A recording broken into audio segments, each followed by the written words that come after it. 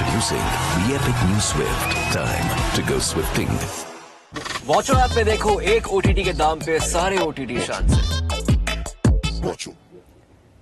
And so the day arrives again, the near annual novelty that it's become as a result of where bilateral cricket stands. But for the 12th time in 13 years, in 11 ICC events, once again, it is India versus Pakistan. The latest chapter of which began with a dramatic bowl-out in Durban and Joginder to Misbah in Joburg, and all culminated with that shot from Kohli to Roff in Melbourne. The latest chapter will now be written in New York, and we build up to India versus Pakistan in the ICC Men's T20 World Cup 2024 on Maruti Suzuki Arena presents ESPN Cricket for Timeout, powered by Dish TV. Watcho. It's two formidable gentlemen who've made their name, amongst other things, with memories of India-Pakistan clashes. The great Anil Kumble returns. Welcome, Anil. Thank you, Ronak. And the great Sanjay Manjrekar is still here, steady. We had a good time against Pakistan. That's yes, it. He in a picked up different 10 wickets and I got a few runs, so yeah. Somebody's laughing from there. Let's find out who that somebody is. A former Pakistan captain herself. She has reason to smile right now. Otherwise, it's tough for Urooj Mumtaz, especially because of a recurring theme when we have her for these ICC events on ESPN Cricket 4. But who knows, it would be peak Pakistan, Urooj, to against all odds lose to the US and against all odds come and beat India today. Well, historically, they seem to do quite well when they have absolutely no chance and everybody's written them off. And the loss against the US seems to be the lowest point in Pakistan cricket history, if I may say that. So it'll be really good to see them bounce back. It is a spectacle in the cricketing world, if not the global sport itself. So I'm really looking forward to this. But Pakistan have a really tough challenge ahead. Hence why that cheeky smile on my face. Now you know where I'm going with this. If she said it's the lowest point in Pakistan's history, we have two gentlemen who've seen enough of it. Let's see if you agree. It hurt me when they lost to US. The way they looked nervous in the super over, that really actually was the one takeaway, because we've seen Pakistan not playing well and sometimes not, playing consistently. So that day when I saw Mohammad Amir coming in and bowling that super over, I saw a Pakistani team that looked nervous, anxious, and that actually is something that I couldn't understand. So now when we're facing this Pakistan team, unfortunately, Urooj, it's a team that is really down in the dumps. Skills-wise, yes, ability-wise, and losing to US, but temperamentally, they looked really, out of place in that game. And which wasn't a thing of the Pakistan teams of your era. No, definitely not. I mean, just to add to what Sanjay mentioned, I mean, temperamentally, you could see Babar Azam, at the start of his innings, in the power play, didn't look like he was going to score a run. And then that was sort of culminated in what happened in that super over. The nervousness, the tentativeness, and Dallas, the wicket probably was much better. And this one, the only chance that Pakistan have today is because of the surface. There, yes, it's a bit of a lottery with the new ball, and that's something that Pakistan can utilize if they do win the toss. Mohammad Amir, bowling those wides to a guy called Harmeet Singh out of anxiety, out of pressure. Now that is where you wonder what's happening with Pakistan cricket, because against US and somebody like a Harmeet Singh, whatever happened before in the game, Mohammad Amir should be up and running and thinking that he's going to knock his stumps over. There was a wide ball to Aaron Jones, couple of wides to Harmeet Singh. So that is a worry, and maybe Urooj can tell us whether as a team their confidence is sinking with the kind of results they're getting, especially against India. This one part is Mohammad Amir bowling and then Rizwan taking that wide and resulting it in even more runs, which again was just a shabby and chaotic, almost an epic meltdown in that super over. So yeah, Urooj, if you'd like to carry on from Sanjay's point. Yeah, I mean, really, I think it's difficult to describe because there was like novices, helter-skelter in the field, and again, it's anxiety, pressure, handling, which all of shouldn't be associated with a full member side, a side which has got two players out of retirement. We talk about Mohammad Amir; he's only in the side because of his experience and has been brought out of retirement exactly for this reason. He's been known to bowl good death overs. For him, and you just looked at their body language. Rizwan was throwing his gloves around. They were all, and nobody was willing to make eye contact. I did not see one single person in that on the field the other day who almost sort of put his hand up, got the group together. It even between the super over before it started, you could see as a group, everybody was just away. There was confusion about whether Azam could bat, but he was off the field. Who was going to bat? No conversation. And that's not the Pakistan teams of the past. When I say they're in the corner, you come out and the temperamentally and mentally strong, led by such strong leaders in the past, that is one thing that is missing. So I don't know whether this is a flow over or an overspill from the captaincy issue from Shaheen, whether the players have gelled together, whether Amir and Imad have come back. Some question marks over the playing 11 as well. And all of that culminated in that poor showing against the US the other day. So this is a Pakistan team where Imran Khan in that 92 World Cup final against England went to the toss, and he came back in the dressing room and said, we are going to win this final because that guy, England's captain, I think Graham Gooch must have been the captain, looks really nervous. There's no way we're going to lose to this team. So that's the kind of confidence. That's a team that we played against and seen and admired. So it actually hurt me. It was the lowest point of Pakistan cricket, losing in that fashion, the super over. More than anything, it is like, come on, this is a team that we used to admire during our playing days, and what's happened to it? When you talk the preparedness itself, Urooj alluded to the point that they were helter-skelter even for the super over, not knowing who to bat, what's going to happen. I mean, in a tournament like this, yes, you don't expect a super over against USA, but you prepare for a super over in a T20 format. You have to, and you sort of decide as to who are the batters. Yes, on the day of the game, you look at the pitch, you look at the conditions, and then choose your batters. But at least you prepare, saying, okay, these are the guys who are going to bat in my super over. This is one bowler who perhaps could bowl in the super over. The conditions will obviously dictate that, but it was obvious that the preparedness into something like that wasn't there with Pakistan. I can't help but feel we are an emotional people in our part of the world. Even more so perhaps in Pakistan. And when you speak of temperament, you brought up Imran Khan rightly. It's the team needs leadership at that point. And when you look at Babar Azam, the batter was one thing. Babar Azam, the captain then, from his entire emotions, whatever we can pick off, it wasn't necessarily someone keeping a calm hand on things. It's a test now for Babar Azam, the captain, because somehow it doesn't seem like this team will be calm under him, maybe perhaps because of his own form. Oh yes, and also we saw even the last ball that was bowled before the super over when they needed 4 runs to win. Harris Roff, experience, he bowled a full toss, low full toss, tried to go for the Yorker, but the mid-off is up. Yeah. And you have a deep square leg, you have a fine leg back, and then you have mid-off, mid-on up, and then trying to bowl a Yorker. So that's there was obviously there was no communication between the captain and the bowler saying, okay, what do you want to bowl? Or they perhaps thought, oh, okay, he hasn't been hitting any boundaries thus far, and maybe overconfident, saying, okay, he's not going to do it. And you saw Babar expressive, shouting at his bowlers. But after that Babar is a very interesting personality where he is the way he is. He is almost like a saint. He's very quiet. When Pakistan win or lose, he's exactly the same. He's got a very calm demeanor. The thing with Pakistan is when the captain changed for Pakistan, their performance as a team completely changed. Pakistan under Imran Khan and Pakistan under Javed Miadat were completely 2 different teams. So leadership is crucial, but for Pakistan even more so. And we've seen Babar Azam for a while. I don't think he has that kind of personality and attitude to take Pakistan to the next level. I know they've taken the safe option, but they need an inspiring leader. I just want them to play like they used to before. It was a team that expressed themselves on the field. There's no more that kind of body language as well, in your face, getting angry and that kind of thing. They need a response, and maybe the narrative will change. But if they aren't to beat India today in what is now slightly delayed toss, but we have good news from New York that the covers are coming off.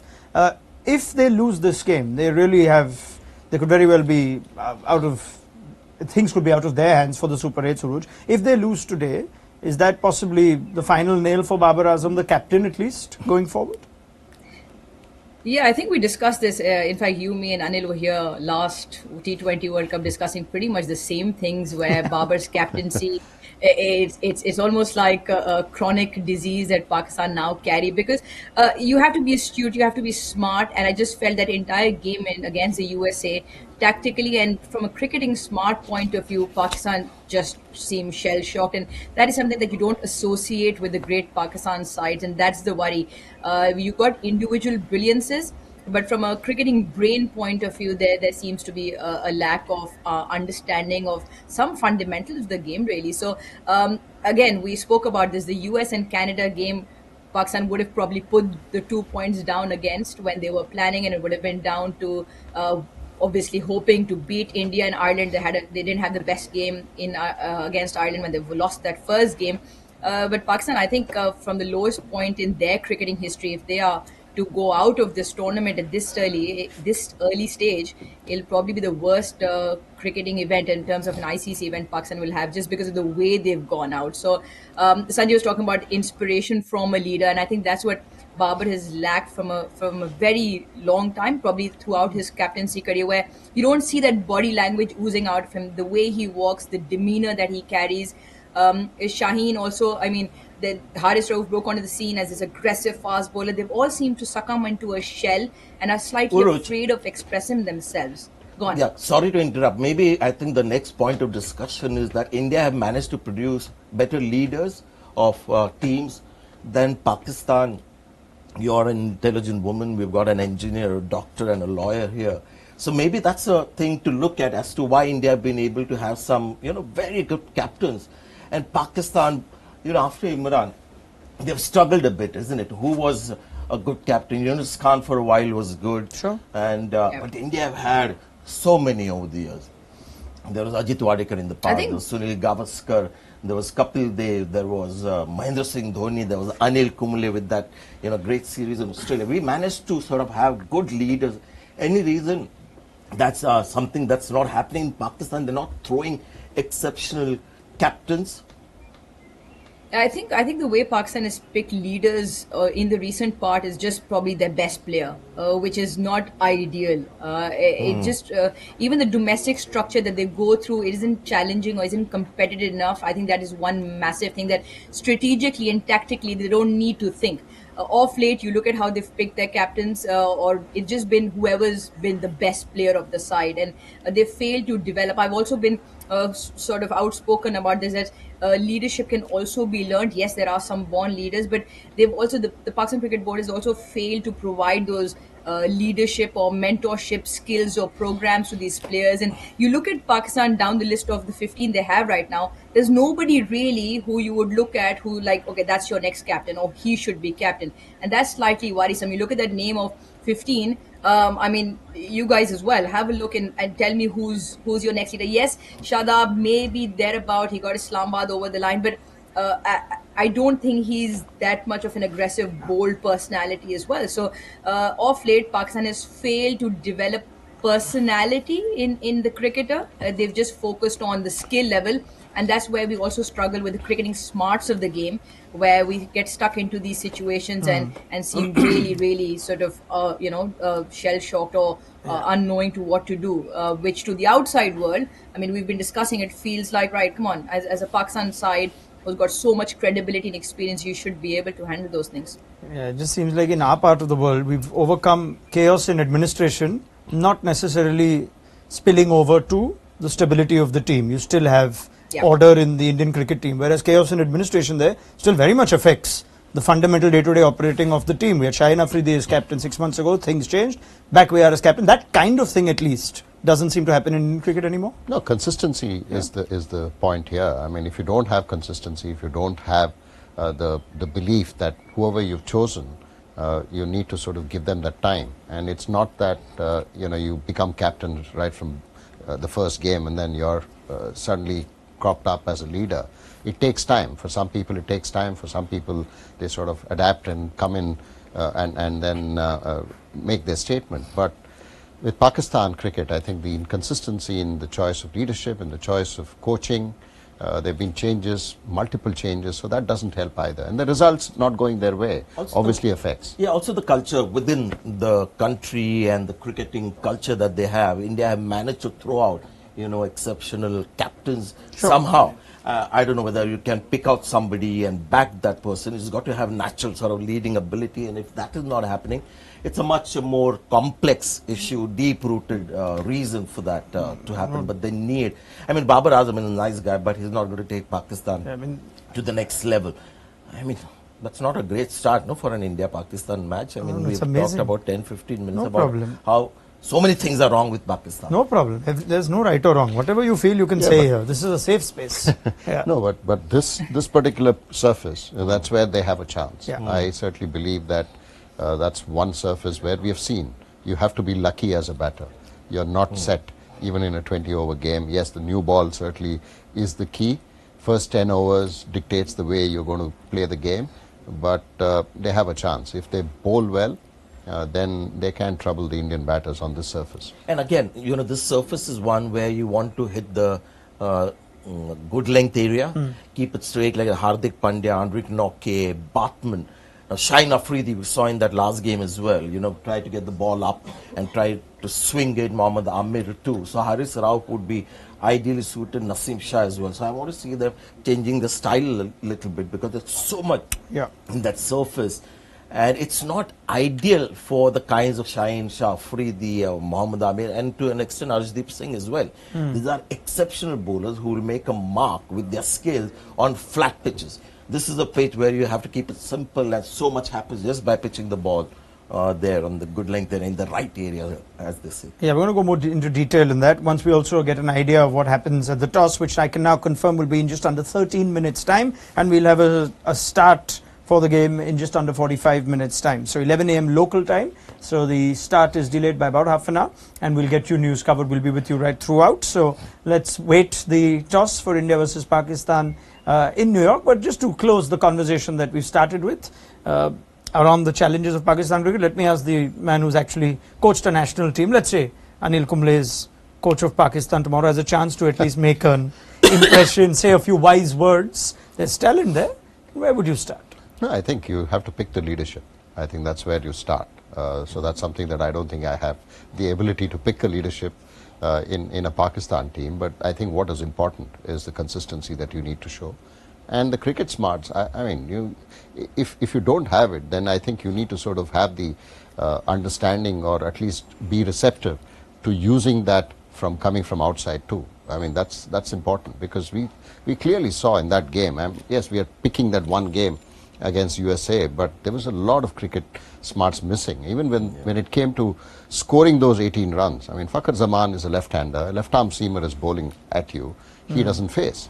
A right-hander faces, where the pitch is difficult, you have the ball going away from the right-hander, and then a left-hander doesn't face. So it's not just about the bowling smart, so you need to also look at that as something that you require. So there's a whole lot of things, but you know, like I said, Pakistan, one win, then certainly everything changes for them. But the consistency is what you need to address. You need to certainly address the consistency when it comes to Pakistan, and that's something that I'm sure Gary Kirsten, who's adept at all of this, understanding all of that, he's capable of doing that. He needs to sort of, but he's just been, what, 15 days into this. I mean, not counting the Zoom sessions he would have had. It's just been 15 days into this. So obviously it takes time for someone like a Gary Kirsten to also bring about this change. The problem also will be batting on this surface. You know, they'll bowl perhaps well on the surface, but then you got to have that kind of technique where you want to survive, and whether Mohammad Rizwan has it, Babar Azam maybe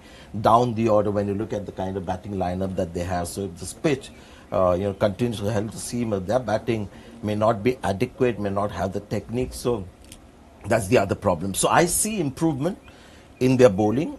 I think Shadab Khan might find his form. I'm hearing that Imad Wasim, Urooj was saying, could be fit. So bowling is okay. They'll have to bat well. Somebody will have to put his head down and show some, technique and get those runs on the board. Yeah, well, it's a challenge. Gary Kirsten finds himself on the Pakistan dugout for the first time in an India-Pakistan clash as head coach, and it will be a test of Babar Azam and to see how they respond. You almost feel like, given the odds stacked against them, Pakistan bowling first may make for a more interesting contest, and we'll find that out in about 10 minutes time. But New York has also been the center of much conversation. On the one hand, there is the whole marketing spectacle of this great rivalry in one of the great cities of the world. On the other hand, the surface has been a point of conversation and debate on whether it's good enough for such a fixture. Let's talk about the other elements involved here though. Normally India-Pakistan match, the build-up to it would be crazy and the players would feel it, whether they would be in Melbourne like they were in the last T20 World Cup, or in Ahmedabad, or in London for many events. Here it seems like, from what we're gathering from our people from Siddharth Monga at New York, there's not as much of a buzz, understandably. Cricket's just coming there. The players have also found a little more downtime. Yeah. Is that perhaps in any way going to affect performance positively or negatively? India-Pakistan matches, there's been hype around the game, but as a player, I never felt the pressure because, eventually you're looking at the opposition, whether it's an opposition that will, trouble you or intimidate you. And I found Australia and South Africa playing in their, backyards more tough as a batter. In Sharjah, you felt the pressure where you felt you were playing against a team and the crowd as well. But all the other matches, maybe Bangalore at 96, there were a bit of nerves. But as a player, and I don't think these players also feeling that India-Pakistan, tension and the hype around. You also had some familiarity though. You had some familiarity, didn't you, with the Pakistan players, or was that developed after play? I tell you very honestly, and Anil will bear me out, it's finally about a batter being tense before a game if the bowling attack is going to be challenging. The opposition is tough. The thing now with Pakistan is a team that doesn't challenge India on the field with their cricketing skills, and that actually lightens the pressure a lot. Yeah, it does, because if you look back at the kind of teams that played, from Pakistan, totally different to what it is now. I mean, the batting lineup, like Sanjay mentioned, stops at maybe Babar Azam on a wicket like this, and it's true, because it's very difficult on a pitch like this to find the kind of technique that you need to not just survive but score runs. Yes, you may get an odd 15-20, quick 20 or a quick 30, but then it's important that you need consistency, and that's something that we haven't seen with this Pakistan team. In terms of, even from a player's perspective, yes, we sort of in the media certainly hype up India-Pakistan, but love that line. We in the media. Anil Kumble has yes, I'm a part of it. Yes. Well done, Anil. Yes, Sanjay, I'm learning from you. Yeah. See, I mean, for a cricketer to say we in the media. Yes. There are a lot of actually ex-players who actually do media work but don't like to call themselves as media people. So I'm a part of this now. Are you one of those ex-players? No, I'm more a media person and played a bit of cricket. so coming to that, I mean, we certainly hype this whole contest, and I don't think, I agree with Sanjay in terms of the players. Yes, they do certainly feel the pressure of the result, but if you look back at the last 10 years, mostly in World Cups, it's always been India beating Pakistan, other than that one off game in Dubai, where India lost to Pakistan in a World Cup. Otherwise, it's always been India on top. History certainly is in favor of India, though that game that Anil Kumble featured was a significant one. There's a lot of the players that were part of that will feature today. That was, of course, the one game that they did win in 2021 in Dubai. After that, we got that brilliant game in Melbourne, but it is 6-1 in the T20 World Cup, including, of course, the final of the inaugural edition. And on that note, talk about hype.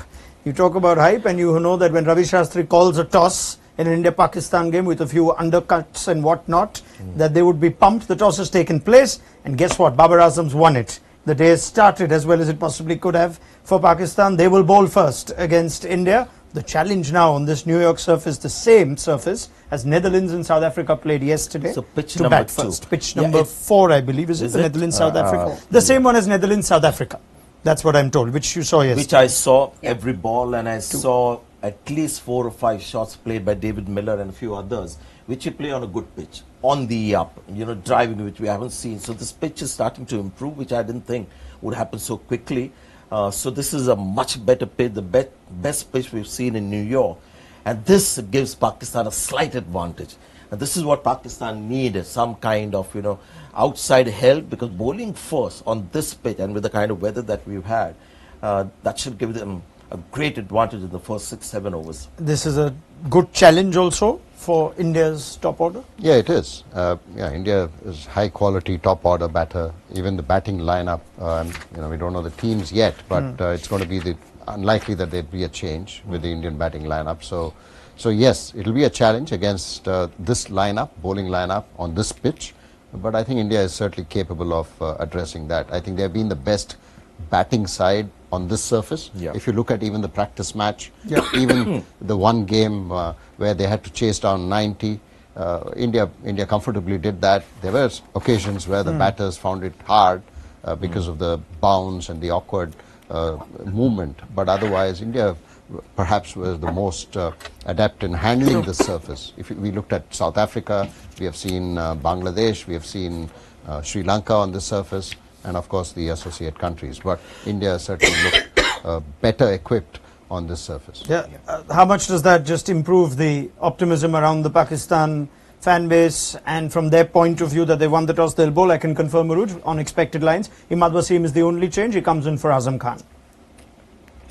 Yeah, I think both those things. The fact that they're going to bowl first now, that's one big, massive tick for Pakistan. The other one, obviously, if the wickets eased out and saw David Miller's innings yesterday, as Sanjay is also alluding to the fact that he could play through the line, that widens the horizon for Pakistan. So they're probably two massive ticks for Pakistan. Definitely, if Imad was fit, he comes in for Azam Khan. So that's three big ticks. So the harsh reality, like Anil did mention, is that if it was down to pure skill, it is a harsh reality that the list starts and stops with Babar Azam. But that'll be second. It'll have to be how much they can restrict India to. Let's not forget, in the last 3 games Pakistan has played, 2 against England and 1 against the US, they've only managed to pick up 13 wickets of the opposition. That just goes to show the bowling form of the Pakistan bowlers. I think they picked up 7 against England's first game, only 3 in the second, and only 3 wickets in that USA game as well. And when they've come out to bat, they've been bowled out twice. So Pakistan have had their fair share of trouble. And that's my concern, because Pakistan, if you look at the odds, bowling to bowling and batting to batting, the matchup will be Pakistan's bowling to India's batting. If they can restrict India to a total where what they feel is chaseable, because Pakistan's batting is currently under the pump and will have trouble chasing anything which is going to be par or above par. The problem is we don't know what is par here. The other thing would be what does India set? What is India looking to set? Because I think the Netherlands game was 103 played, 104. So that is something that will be how India measures the surface and carries on along with the game as it progresses. So it'll be interesting, but I think for Pakistan, good start in terms of toss, the wicket easing out, and Imad back in the side. Yep. South Africa-Netherlands game, before it started, the average score at New York was 106. Before that, it was 87. So things are getting better. Yeah, 137 is the highest score here by Canada, and that proved to be enough. The only result by a team batting first. Yes, that's something that I think India will be looking at. I mean, I don't think they'll have a score in mind when you go out to bat. You want to bat the conditions and then decide on a score, rather than having a score and then going in to bat. So yes, I feel India anywhere around that 150 mark or 140 mark, I think is a good score. That's a great toss to win for Pakistan, because I'm just imagining their batting, which is short of confidence, against people like Bumrah and Arshdeep and Mohammad Siraj, Hardik. So that's a great toss, and that's one of the things in our sport, it's just spin of the coin, but gives you a great advantage. Sure. And Pakistan needed this to compete with India. All right, well, they've got it, and the bowling lineup Sanjay Manjrekar mentions will remain exactly the same as the opening game against Ireland. Gone are the days, Anil Kumble, where they needed a wrist spinner. We believe India are unchanged, so there is no Kuldeep Yadav. We'll just correct that in a second. India, we believe, are unchanged. Obviously, a Kuldeep Yadav fan in the cricket. Kuldeep Yadav only sent this team to us. But they choose to not play the wrist spinner and both left arm. Yeah, that's probably because of the batting on this surface, where you've seen that hardly a spinner has bowled his quota of 4 overs. Even the 2 games that India has played here, it's been the fast bowlers who have sort of come in and done the job. So in that sense, Kuldeep Yadav, I don't think would, if it was a flat wicket, if it was a normal pitch, then Kuldeep would have been the first bowler in this lineup as a spinner, certainly. But with the kind of conditions that we have encountered, Akshar Patel certainly adds value, not just with the ball, also in the field and also with the bat. And something we mentioned as well, even before the last game, that Kuldeep Yadav could maybe not play in that playing 11 for somebody who's had the kind of form, and it's amazing that he's left out. But that's horses for courses. I thought India picked a very smart playing 11 in the last game against Ireland, won the toss, did the right thing. So this is a pitch where finger spinners are making an impact. Keshav Maharaj has been brilliant for South Africa. Plus, I like that India is now wanting batting depth because they don't want to give Virat Kohli the impression that he's the one who's got to see India through. You know, there's plenty of batters to come. So it's fair to say though that this is very well going to look like a different team come the Super 8s. We saw a game at Barbados yesterday where Adam Zampa was outstanding, and India will still want batting till 8, so we could see a very different bowling attack at least when they go to Barbados for their first Super 8 game. Yeah, we could certainly look at that. I mean, we could probably look at Kuldeep coming in for a fast bowler, and still have and three Hardik spinners. is your third seamer there. You could still have that, or you could still have the same batting lineup and then maybe add another batsman for a spinner, and I mean Kuldeep coming in for a left arm being spin. a very part of their plans right through. I think so. I think you know, when it's turning, you will certainly use spinners, and he will come in handy. Even in today's game, I think because Pakistan will have two spinners. Bowling at, yes, of course, one bowls in the power play mostly, but you have Shadab Khan who will bowl in those middle overs. They have to rely on that. 4 overs of spin has to happen. And as Shadab Khan, who is captain, said recently, our spinner is not taking wickets in the middle, and that's a problem. So Babar Azam's not been short of words, but he also has the added spin threat of Imad Wasim today. So we find out how they go. But the big matchup really is at the top. Shaheen Afridi set Pakistan on their way to their only win in this competition against India back in Dubai, and he will be up against Rohit and Kohli again. And Kohli enjoys a formidable record against Pakistan. He loves playing against this opposition. In T20 World Cups, the average is it's mental. It's 308. Whatever you forget the strike rate of 130. Some of those have been in chases, but an average of 308, and he will open now, of course, against Shaheen and Co. So what is going to be interesting? You know, you saw how he batted against Ireland. Yep. You know, he was looking to play shots right through, and it's something that he's looked to address in the IPL. You know, the strike rate more than wanting to bat longer. For Virat Kohli's sake, I would like to see India chasing, because then Virat Kohli's value add to the team is greater. He had a go chasing as well, though, in the last game, and decided to sort of play harder. Maybe that's just how he's going to play. Yeah, so that is going to be interesting. Batting first, I think he feels the pressure of getting on with the game, and that's not Virat Kohli's game. But the T20 format has changed so much. I mean, look at Australia, got over 200 runs, highest score 39. It's amazing how, you know, T20 cricket is changing, and that's putting pressure on people like Virat Kohli, who need some time to get in before starting to play shots. So the kind of batting that we saw in the last game is not really Virat's thing, but he somehow feels obliged to do that, which is great. I mean, if the team wants him to. Do you see him doing the same today, though?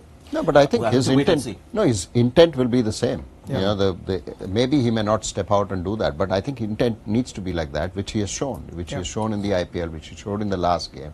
That needs to happen even today on a dicey pitch. You need to show that intent. If you're looking to just wait for a loose ball, it's never going to come. And that's what Babar got into in the last game. And then to get out of that shell in a 20-over game is very difficult. And that starts adding pressure to the guys sitting in the dugout and watching the game.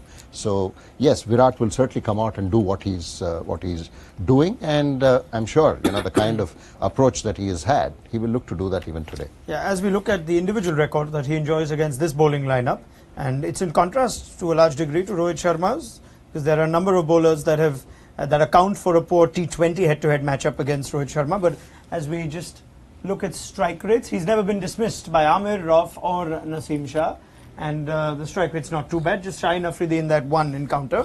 They were guilty perhaps of their lengths in the power play against the US, Urooj, against Kohli and Rohit. What's the bowling plan? And they don't have that piece of stat in the dressing room. They've never discussed it. They've never seen it. They don't have that against Virat Kohli. But again, I think it's important. The Pakistan bowling lineup albeit world class, commas inverted, but you've got to execute and you need to be adaptable. The one thing that they've been guilty of is consisting to bowl full and look for that swing, and they haven't been quick to realize what hasn't worked on surfaces. And Shaheen, I feel, has been slightly more guilty, where he's persisted to pitch the ball up and hit through for boundaries. Even Hardest Rauf, it took him a while, even against England very recently, to realize that it is the good length, just short of good length, banging into the surface, which was working. Even against the US game, they kept going full, searching for the Yorkers, especially on this surface in New York. There's been enough now, which tells us it's that test match length, 6 to 8 meter mark, hit the ball into the surface and just be consistent, and the pitch has got enough in it. So what will be interesting is if there is no swing, how quickly Pakistan adapt to pulling their lengths back and applying consistent areas of pressure, and that'll be it. And I think Naseem Shah, whose stock ball is that hit that good length just outside or around off stump, will become key, because that's his channel more so than Shaheen and Amir. But I'd like for Amir and Shaheen to quickly adapt and then go by what's worked on this surface as opposed to what's got them success, because those were different surfaces, and that adaptability will be very key for Pakistan. How quickly will they also bring in Imad Wasim is a question perhaps. We just look at pace and spin at this venue. Can't really tell too much. Pace has dominated the amount of overs, the wickets taken therefore. But Urooj, you could just stay on that. Imad Wasim can bowl at multiple phases. Can he start as soon as in the power play, or maybe even the first over? Yeah, he's made a bread and butter out of bowling out of the power play, whether it's for Pakistan or in franchise cricket. But I just feel what's worked on this surface would be their start with their seam, see how that goes, and they've always got an option of Imad in there as well. I just feel you sort of have to go with the strength, but also what works on the surface. But he's there all throughout the phases, but they haven't used him recently in the power play, and I don't see that happening today either. All right, well, the buzz is certainly getting closer and closer, even though we are hearing perhaps that the weather is going to just be a little annoying today. Let's hope we get enough time. I'm sure we have plenty of time to get a full game in. And there are enough fans. You can expect New York to be well represented with Indian and Pakistani support. Let's just see what the latest is from there. बहुत excitement है, दिल तो करता है कि हमेशा पाकिस्तान जीते, आगे अल्लाह जानता है। पाकिस्तान और इंडिया का मैच ऐसा लगता है टक्कर का मुकाबला है। मैं बड़ी देर से इस इंतज़ार कर रहा था इंडिया पाकिस्तान मैच का, और मुझे बहुत ज़्यादा एक्साइटमेंट है। इंशाल्लाह मैं पूरे जज्बे के साथ मैच देखूंगा और पाकिस्तान जीतेगा। बस इंशाल्लाह पाकिस्तान विन करेगा, और देखेंगे कल क्या होता है। और देखो पिछले मैच में लोगों ने गलतियाँ बहुत की है, अगर कल वो गलतियाँ ना करे तो इंशाल्लाह पाकिस्तान विन करेगा इंडिया से। उम्मीदें तो बहुत है उनसे। पाकिस्तान और इंडिया का मैच तो ऐसे है ना कि पूरी दुनिया में वो लोग इंतजार कर रहे हैं पाकिस्तान इंडिया का। इंशाल्लाह पाकिस्तान विन करेगा। I am very excited for tomorrow's match, but a little bit scared because if I want Pakistan to win, but like the first match was kind of disappointing when we lost to America, so I am praying to God that Pakistan wins this match. My plans for tomorrow is to be seated in front of my television. I am hopeful that tomorrow my Pakistani cricket team is definitely going to mark a win tomorrow. But still, you know, I'm a bit nervous कि पता नहीं कल क्या होगा, whether they're gonna win, whether they're gonna lose. We are always supporting Pakistani cricket team, honestly. Excitement तो होती है, लेकिन फ़ायदा क्या है, हम इतने शौक से देखने बैठते हैं और जी हार जाते हैं हमारे खिलाड़ी। अल्लाह जाने वहाँ जाके इनको क्या हो जाता है। हमारे मुल्क में होते तो बेहतर परफॉर्मेंस होती है, बाहर जाके इन्हें पता नहीं क्या हो जाता है। इतने सारे हम शौक से देखते हैं और इतने टैक्स हमारे लग रहे हैं कि इन्हीं पर लग रहे हैं, जो हम टैक्स के तौर पे पैसे देते हैं, लेकिन हमारे खिलाड़ी बाहर जाके हार जाते हैं। अब रिकॉर्ड आप देख लें, कितने सालों से मुसलसल हार रहे हैं, कोई भी नहीं, ना कप जीतते हैं, ना कोई भी एशियन ट्रॉफी, कुछ भी नहीं जीत रहे। और इनके अलावा आप देखें ऑस्ट्रेलिया को देखें, इंडिया को देखें, सब जीत रहे हैं। और हमारे पाकिस्तानी हैं कि माशाल्लाह अल्लाह ने नेकी की हिदायत है और पाकिस्तान के साथ लॉयल करे obviously. That is as unadulterated and as pure an emotion you will get from a cricket fan. Urooj, please take it away. There are many people feeling like that wonderful woman there. Well, I mean, that's exactly what most must have said in their lounges sitting back. It is an emotional, it's probably the highest emotional state you can get in when it comes to India, Pakistan in a cricket game. And you can see the emotion in her. I mean, they're frustrated, they're angry, and you resort to using such terms which you don't mean, but you've got really nothing left in the bank. So I think, but that's what Pakistan is, right? The unexpected, I always call it an unmanned roller coaster. We get on the ride and the controls are broken. So That's what you get with Pakistan. What can be done? I mean, it's easy to sort of put the team down, and they're all. I think we went to in quite detail with that. That they need to what get I'm leadership. saying is going forward. I wonder whether Urooj can help us understand, because one of India's biggest commitment in the way India has improved has been to get all the younger players to play all over the globe.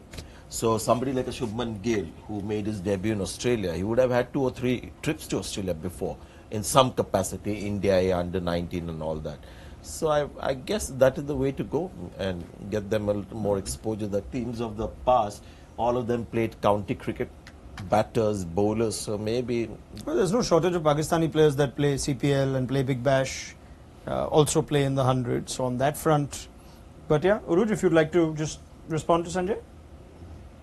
Oh, I think from like you said earlier, Ronak, that the drama or the chaos trickles into the side from an organization point of view. I think that is key, first of all, whether it's consistency in captaincy or team selections. You brought 2 players out of retirement. What does that say about the guys who've been obviously working throughout the domestic structure? And then you've only brought them for this World Cup. The other big thing, look at Pakistan hasn't named a vice captain, right? That just goes to show the lack of organization. I mean, you earmark few players who could be potential leaders, you give them a long run, and you let them know that this is what we're looking from you in the years to come. The other thing is, well, Pakistan's played New Zealand, and you can very safely say it wasn't their first string side, probably not even their second string side. That visited last year, that visited this year, against Ireland, against Zimbabwe. Pakistan continues to stick with their top 11. So there's very little experience which the players 12, 13, 14, 15, 16 that you select actually get. That's the likes of Azam Khans and the Abrars, which when they go out on the international stage are slightly sort of unaware of how the mental game at that level and what it requires from a temperament point of view. But I think consistency in the organization and then the long-term commitment into the players is probably the biggest root cause of all of this. Like you said, there's enough players who play franchise cricket, who play county cricket, but the fluctuation between players is unraveling in terms of nerves, and obviously it has a lot to do with how Pakistan then eventually performs in global events. As memory serves me right, Urooj, I think they did try to name a vice captain, but the vice captain didn't want it. Well, yeah, there you go, right? It sums it up, because it's you're in that turmoil where anyways Pakistan doesn't have those bold, dynamic personalities. Somebody who would be like an Imran Khan would actually put his hand up and say, right, I'm going to do this. And that's the kind of people you want. That's the kind of players you want right now, who in adverse conditions actually want to take up that role and try and do something about it. It's quite the opposite, where they're all running away into their shells and wanting to stay away and more face saving, and that's the problem Pakistan have, because Babar, we've spoken about his personality, and nobody else seems to be who wants to grab this opportunity, I'd call it, by the scruff of the neck and turn things around for Pakistan. All right, that was of course Shaheen Afridi, who was offered the job and didn't want it, and it's been a storyline developing as things go on. Shaheen Afridi's been pretty active on social media in the last few days, and that's, on the one hand, we've seen the emotions of the Pakistani fans ahead of this one. Let's see what's happening across the aisle and see what the Indian fans feel like. This is one of the best matches because both the teams are very tough, very focused teams, and from long time India-Pakistan matches have been very hyped. I think this is just a normal match, and both the teams play their best cricket, and let's see. India, we always support India, so let's see. India should win this one. I think waiting time is good because that's when the curiosity and exciting player, like we as normal spectators get excited to watch, and we have booked a property. We'll do the screening and we'll watch all the like 20-25 members will watch the match together. Have a good time. India and Pakistan is not just a match, it's emotion. No movies and web series can beat this emotional clash. India! India! Enthusiasm, as I can see. India expecting to get the job done against Pakistan today. But just as we unfortunately have to deliver some not so happy news, it's raining again. and we believe the rain's even getting steadier. So let's just wait till we get more information from New York. On that note, though, we did speak with a number of people who'd like to voice what their thoughts are to get another India-Pakistan clash. No one better than Sachin Tendulkar. Have a listen. India versus Pakistan. It has always been a big match, exhilarating. My first World Cup experience against Pakistan was way back in 1992 in Australia. And from there on, the number of World Cup matches that we've played against each other, they've all been exciting, super exciting. And then we come to T20 from 2007 onwards, which was first played in South Africa, and then the last World Cup in Australia. All those matches have been exhilarating, very, very tight finishes, and people have enjoyed watching that. I would like to wish both the teams the very best of luck for tomorrow. I know both the teams are well prepared to go out and give their best. When it comes to sharing the best of luck that I wished, a little more towards India. He had his moments, didn't he, in India-Pakistan clashes, did the great man. As we now wait for more information, perhaps it's a good time to try and reflect on your favourite India-Pakistan memories. The obvious one screams out, but anything that you could tell us? Yeah, in one-day cricket, World Cup, certainly the 96 quarter-final at the Chinnaswamy Stadium. I mean, the atmosphere and the kind of energy, and also defending 280 plus with 3 local bowlers. If you hadn't done that, then I'm sure we were in trouble. And I remember we took the lap of the ground, as a warm-up, and they were already, everybody was in. The stadium was packed, and the kind of, vibe that we got. And I think I may have said to somebody, there's no way we can lose today, because just too much of support and, positive sort of vibes coming through. And I remember 280, and we did pretty well. We got some early wickets, but right towards the end as well. I mean, it was such a tough Pakistan team to beat. I'll never forget Rashid Latif coming in and hitting a 6 into the stands, and I was going like, it's like, the lizards, you sort of try and hit it, and the tail is still wagging. So I remember, because until then we used to keep losing to Pakistan. That was the turning point. But that team just wasn't easy to finish off. I'll never forget the shot he played against, I think, Srinath or somebody came in, and it was like, possibly the match is not over yet. But after the match finished, it was in Bangalore, and Ajay Jadeja, said we should go for a spin around Bangalore city. And I remember just going into places, and the kind of reception that we got. It was incredible that night. And even today, you would make your name in cricket history with a performance in an India-Pakistan game, even though things have changed to a large degree. Urooj, India-Pakistan memory or anecdote, favourite one? Well, I think you look at India-Pakistan, like Sanjay just said, there was a time where it was difficult to beat Pakistan. It's probably the reverse in recent times with India's record. So I think the Champions Trophy final is something that's really pops to mind and springs in the recent performances, the recent 11s that Pakistan has put up.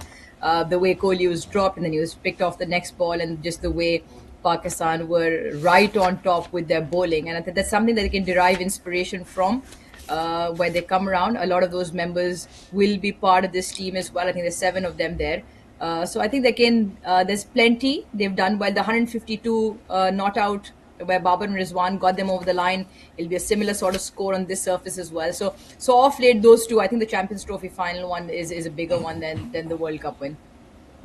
All right, fair enough. We're told that there's no delay yet with the start time. So I guess the ground staff have communicated to the officials that this may be a passing shower, and we may still have the anthems on time, and therefore the start also on time, in which case we will see Rohit Sharma and Virat Kohli bat in a few minutes from now. Let's talk about Rohit Sharma against this opposition like we did for Virat Kohli against this opposition. Slightly contrasting fortunes for the Indian captain, one who came under scrutiny with his own batting form in the IPL, but it augurs well for him that he picked up 50 at the start of the tournament. Rohit Sharma, the batter.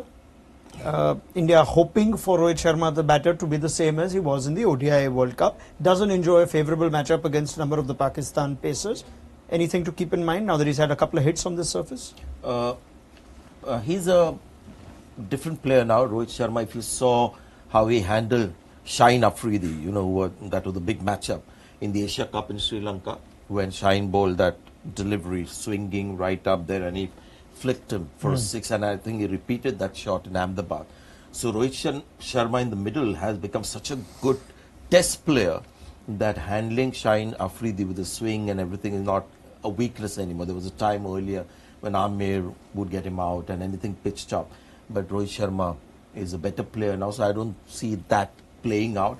Also the big difference with Shaheen Afridi has been that he still tries to bowl that ball that is up and swinging. The speed has gone down.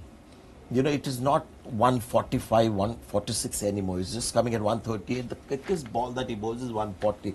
And that is making a huge difference where the batters are able to get their bat down in time. And you can see that being the difference in that lethal delivery that Shaheen Afridi used to have the speed. Now let's talk about partnerships when it comes to opening batters, and Rohit and Kohli perhaps on what the roles would be for either of them, because they tend to overlap and confuse us sometimes. No, I think both of them would like to certainly be positive. I mean, we have seen that with Rohit Sharma and even with Virat Kohli, and ideally on the surface you would like to keep the wickets at bay. I mean, on a surface like this, if you can get to the first 6 overs without losing a wicket, then I think it's a positive, and after that you can certainly dominate. So that's something that I'm sure the team management would have spoken before this game, that what if you're batting first, then what's a good score. I'm sure all those discussions would have happened. So it's about just playing to the conditions and then looking to play shots that you can possibly play on this, and Rohit will certainly be looking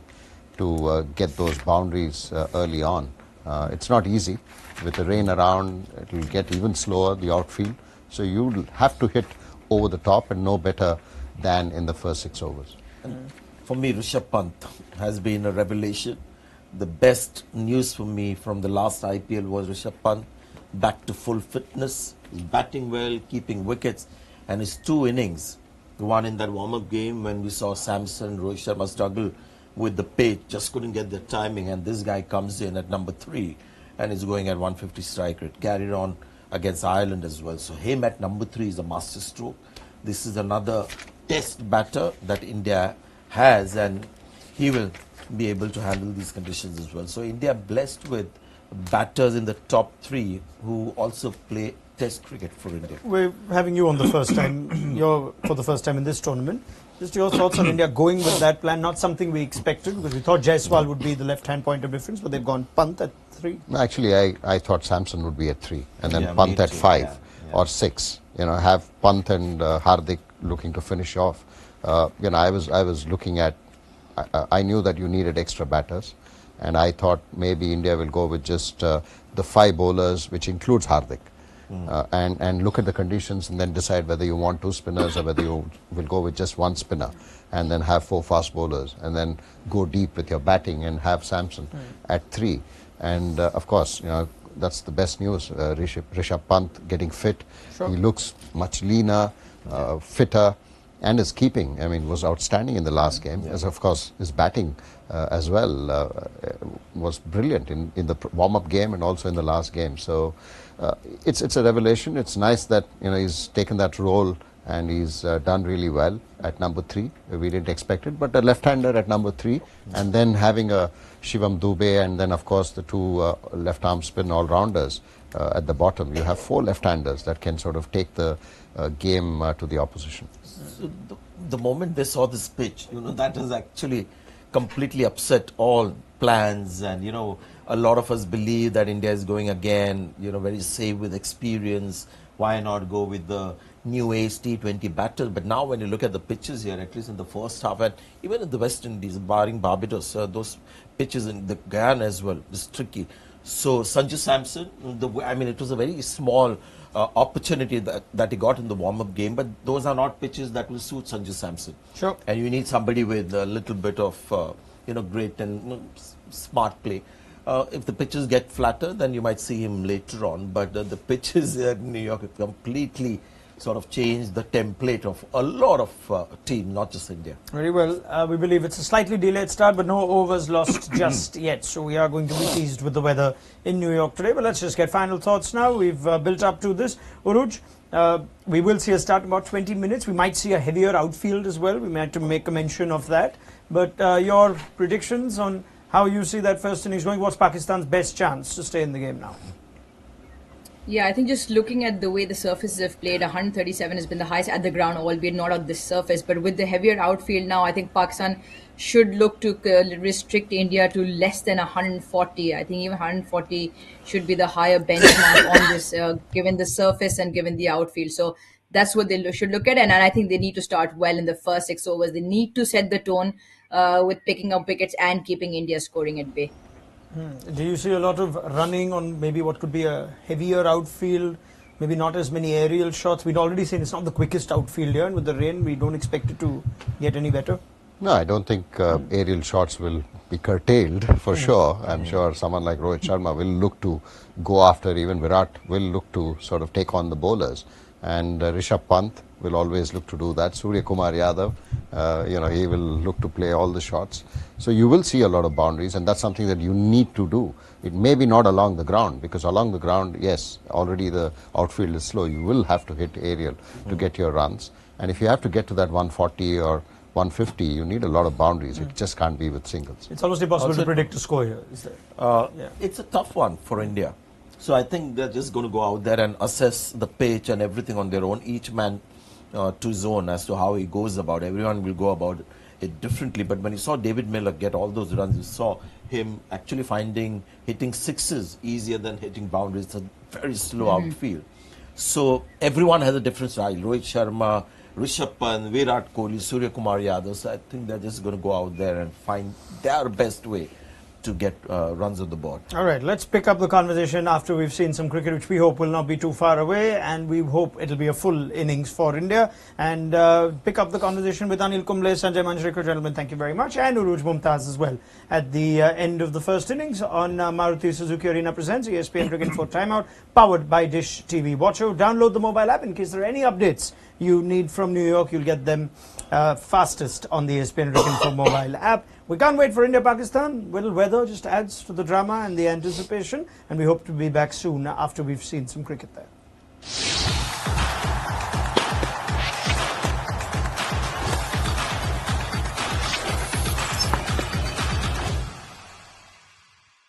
Introducing the epic new Swift. Time to go swifting. Watcho app पे देखो एक OTT के दाम पे सारे OTT शान से। Watcho.